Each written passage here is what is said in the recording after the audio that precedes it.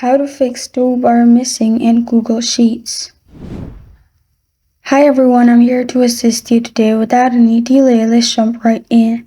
First, open Google Sheet on your device. In here, simply click on Ctrl, Shift, and F key on your keyboard and you will find your toolbar pop up. You can again click on Ctrl, Shift, F and it will hide the toolbar at the top again, as Ctrl, Shift, and F key is the way to hide and show toolbar. Another way is by clicking on the arrow at the top right corner of your screen. If you click on it, it will unhide toolbar. And this is how to fix toolbar missing in Google Sheets.